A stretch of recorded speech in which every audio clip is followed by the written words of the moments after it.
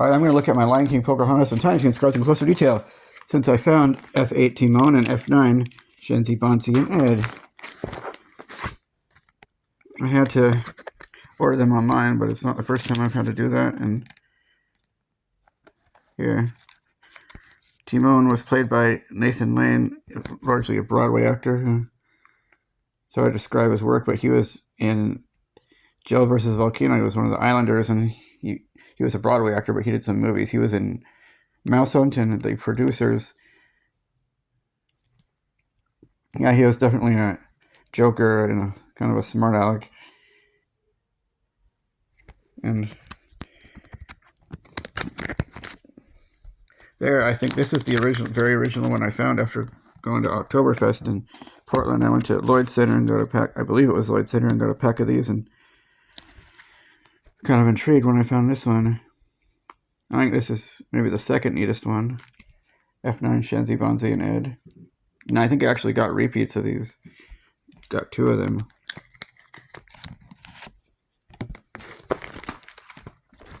Now let's look at these and see which one is the neatest. I think, yeah, Jeremy Irons, who was I think mostly in English stuff, and he was the villain in Die Hard 3, which I never saw, and he was in Aragon, but in relatively recent years, he played Alfred in the Justice League, and during Be Prepared, right after You Won't Get a Sniff Without Me, Jim Cummings took over. So prepare for the coup of a century. The man with a billion voices, he oftentimes has that familiar menacing voice you hear from the guards in Aladdin, or Pete on Goof Troop, or Darkwing Duck. He was such a good voice actor that you couldn't even tell. But when I was told about it, I could tell the difference for sure. Now, since we have this case for chase cards, let's look at the needled lenticular cards a little closer. It looks even cooler. These were 1 in 1,440 cards. That is really rare, but 1 in 180 packs is pretty uncommon and neat to find, but wasn't as rare. Didn't quite constitute rare, which is 1 in 200, but it sure seemed like it was when I was little. If you compare it to what it would feel like today, what it felt like then, it would be like winning $12,000 on the grand jackpot on a slot machine. That was called I Never Get to Go Anywhere, but that was not the scene that was featured there. And here's Future King of the Jungle. Now, the pop-ups were 1 in 24 packs, but I totally goofed and said how 1 in 24 packs isn't rare, it's uncommon. But if you take into account that you sacrifice one card, it's one, when you get a pop-up, it's 1 in 168 packs. That would only be if there was a pop-up in every card. If there were 7 packs per card and you sacrificed one card in every pack you bought. But since it's 1 in 24 packs, it's 1 in 191 cards. So that would make enough sense why people would say they were pretty rare, but even though 1 in 200 technically constitutes rare.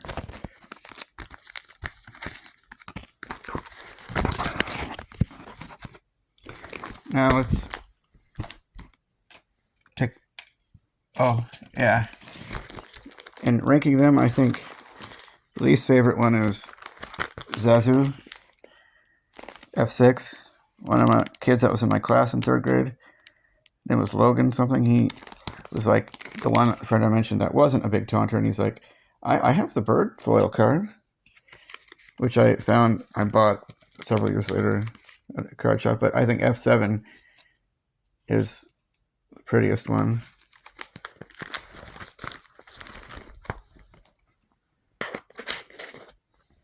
Now, those foil cards were 1 in 1,440 packs. Now, let's look at Pocahontas C.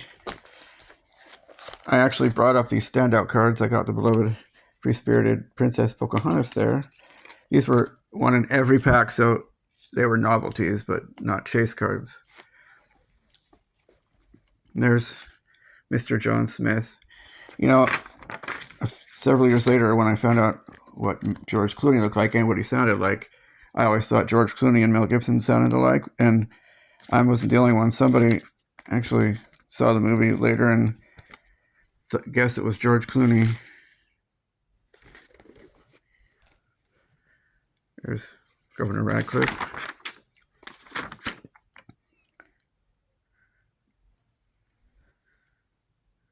Now, I described Chip and Dale when I was looking at the McDonald's toys, and I got their personality swapped like a dope.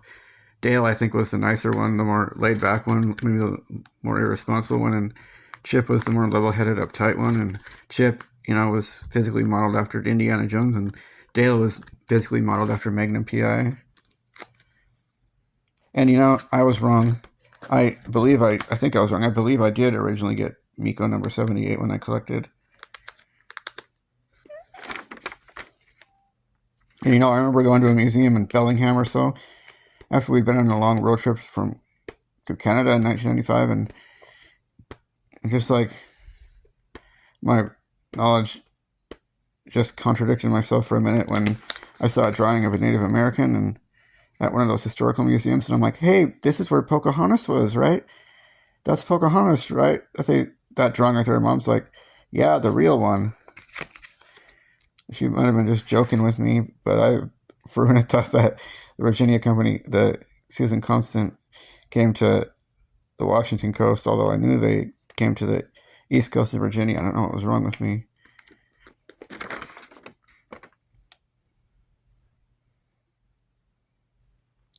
Yeah, this is definitely, Smith was a romanticized version of him.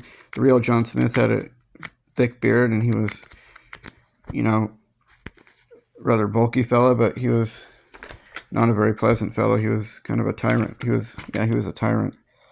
And in the New World movie from 2005 that I talked about, Colin Farrell played John Smith. And Irene Bedard, who played Pocahontas, actually played Pocahontas' mother in that movie.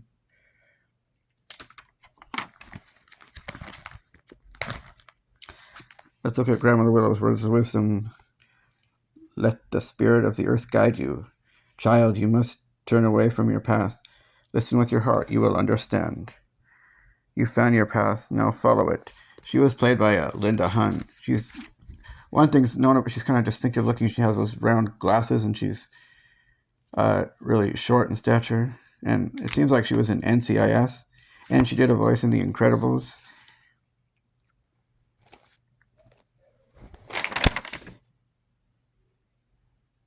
I got notes I wrote down. I'm trying to.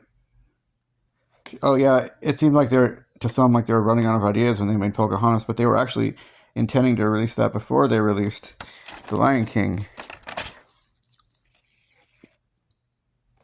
And the Storm at Sea part was like my favorite part of the movie when I was little, and up until we bought it on video, and I tried to sync the music with the images, especially like when John Smith had that steadfast, determined look as he ran to catch Thomas. And I guess Percy ended up staying with the Native Americans at the end of the movie.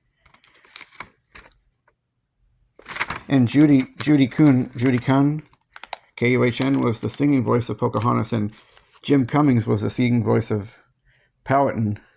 I used to always pronounce him Powhatan, even though I heard him pronounce Powhatan. I thought it was maybe one of those things like adult, mature, where either pronunciation worked.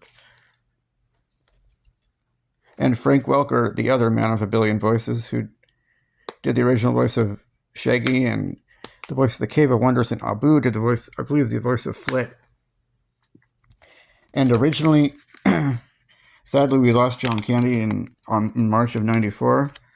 Before I knew he existed, but he was the animals were supposed to speak, and he was going to be another form of comic relief. His rooster or chicken or turkey named Red Feathers.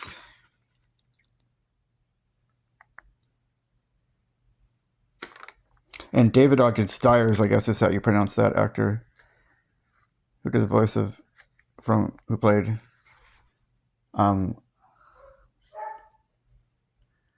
Charles something, I believe, on MASH.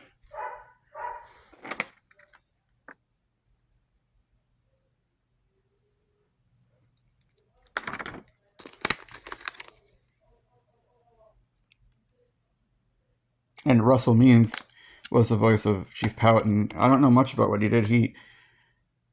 He was famous for several things, but he didn't actually become an actor until he was in his early 50s. And incidentally, he was in the movie Wagons East, which was a Western comedy, which sadly John Candy died during production. And let's see.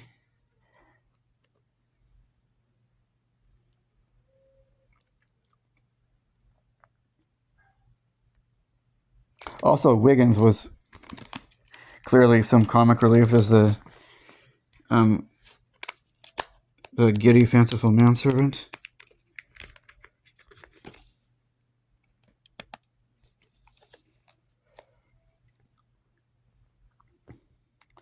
And I didn't really narrate the story well, but I got these wardroom cards. You know, I had always thought this was a picture of Thomas shooting Coco, but it was not. It wasn't the early Indian that got shot in the leg. And they said, this is a wound I cannot heal. But yeah, I didn't narrate the story well. What was going on was actually Thomas was, young and inexperienced and was not good with the shot. And Radcliffe said, a man is not a man until he learns how to shoot. Until he can shoot. That's extreme toxic masculinity. Even bad for the 1600s. And, Thomas was cheerful and peaceful, but he felt he had to shoot the next Native American, I'm going to say. I'm not going to say the terms they used. And Coco, when he saw Smith and Pocahontas embracing, he attacked in extreme jealousy, almost killed Smith, but he soon came to his senses, but Thomas shot and killed him.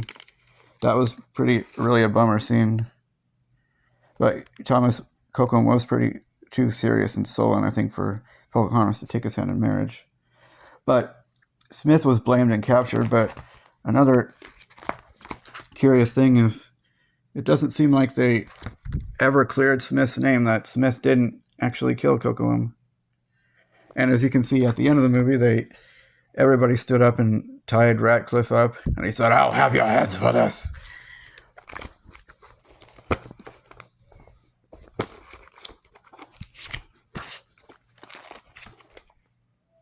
Kalma, she was kind of the voice of reason. Yep.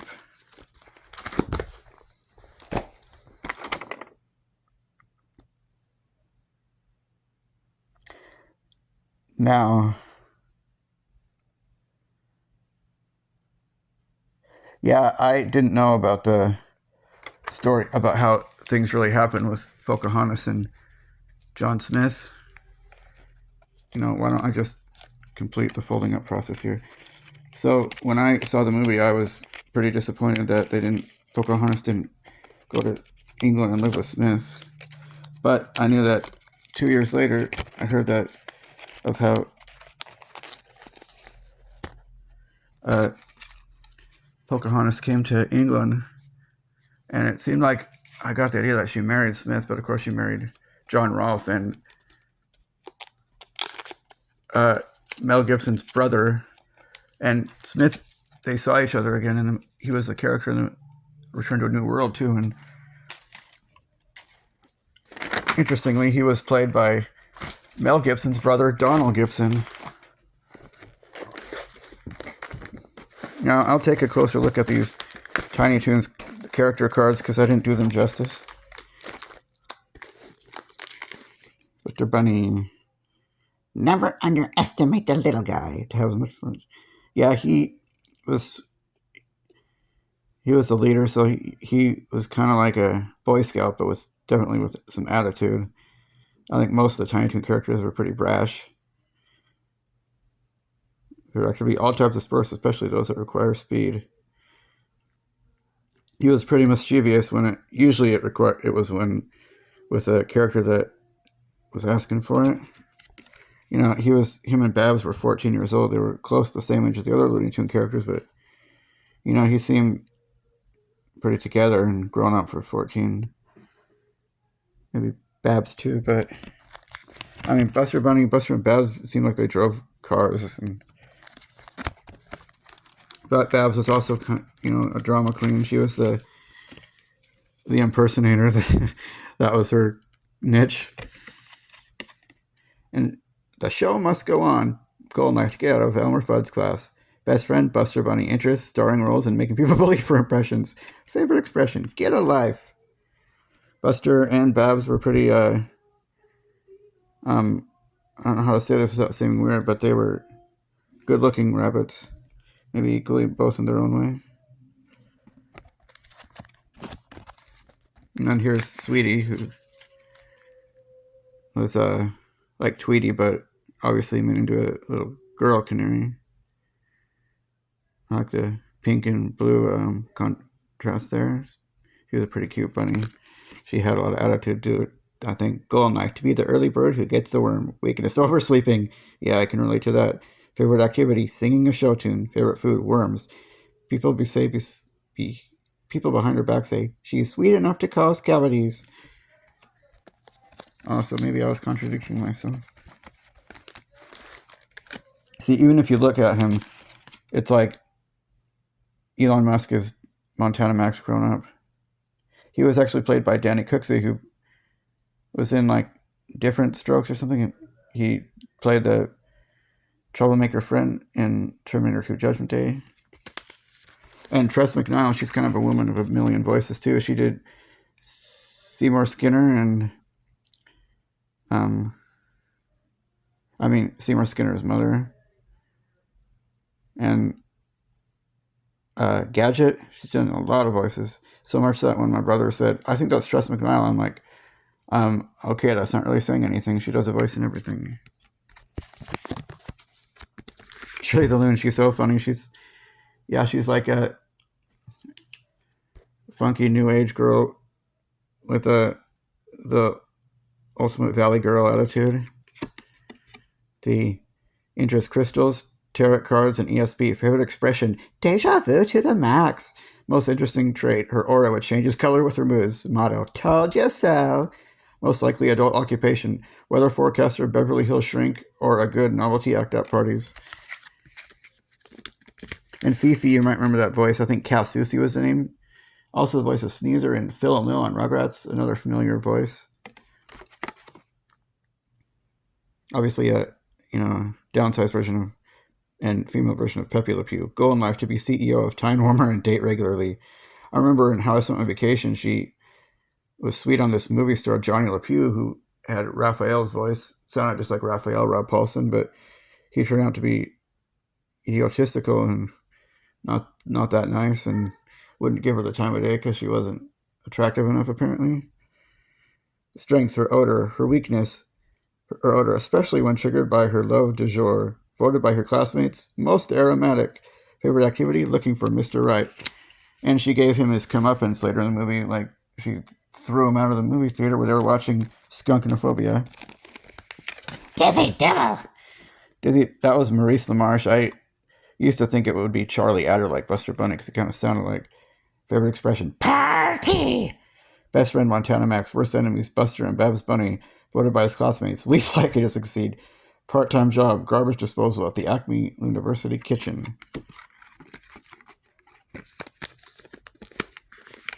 Furball, I think their dynamic was a little more peaceful, Furballs and Sweeties. Goal in life, to find a home. He has 9 lives. Weakless, he's used up 8 of them. Interest, sardines, liver, a bowl of milk, and soft pillows. Motto, there's no place like home. I think I've read Elmira's already. Hampton was, he was the straight man like Porky Pig. You should check out Tiny Toon Adventures How I Spent My Vacation if you haven't. I can't talk all about it with it because I don't want to spend too much time here. Interest, breakfast, lunch, dinner, and snacks. Scholastic abilities, A's in school, A++++ in lunch. Motto, should I or shouldn't I? Best personal trait, always meticulously clean. Favorite expression, when's lunch? And he was played by Don Messick, who passed away, a long time ago. He was the original voice of Papa Smurf and Scooby-Doo and Astro and a lot of other voices. He has a lot of attitude. He's self-absorbed and has attitude, although I don't think he has as much bad attitude as Daffy Duck. Let's see. Yeah. Favorite expression, give me a break. Goal in life, wealth, fame, power, and comfort. Best friend, himself. Worst enemy, himself. Motto, if at first you don't succeed, give up.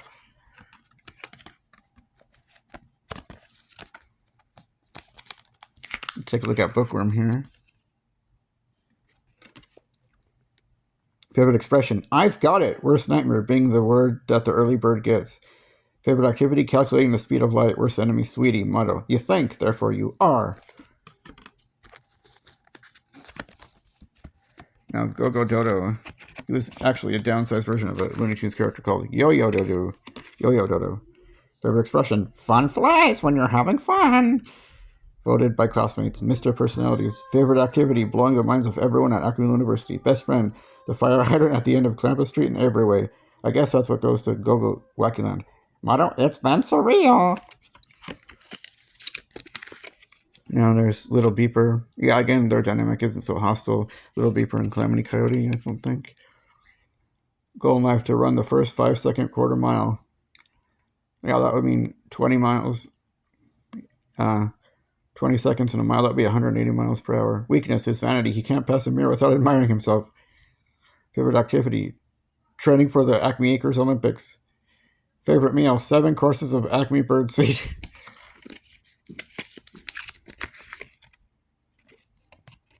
Calamity Coyote. Interest, catching roadrunners while staying out of the hospital. Motto, back to the old drawing board. Strength, his brilliant inventions for catching Little Beeper. Weaknesses, the inventions don't work. Favorite leisure activity, ordering gizmos from the Acme Home Shopping Network. And here, this is like, he was kind of a chill hippie type bird.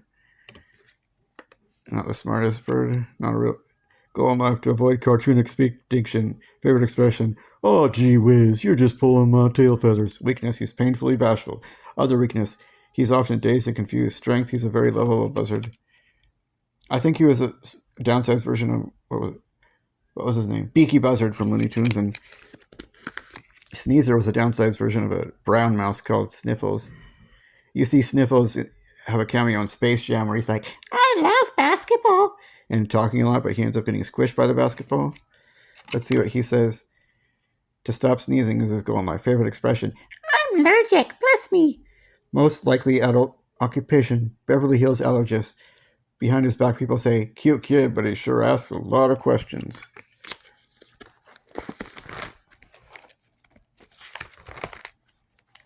And these cards were like episodes, and the episodes had several cards. These are all Wheel, a comedy.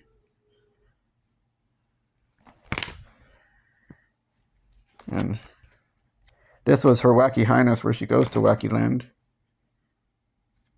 And here's the chase cards again. Let's just look at them in the chase card case. See if they, actually, no, I don't want to run out of time on my phone. It's been great talking to you again, guys. Hope you love this. Like and subscribe, I hope. Bye.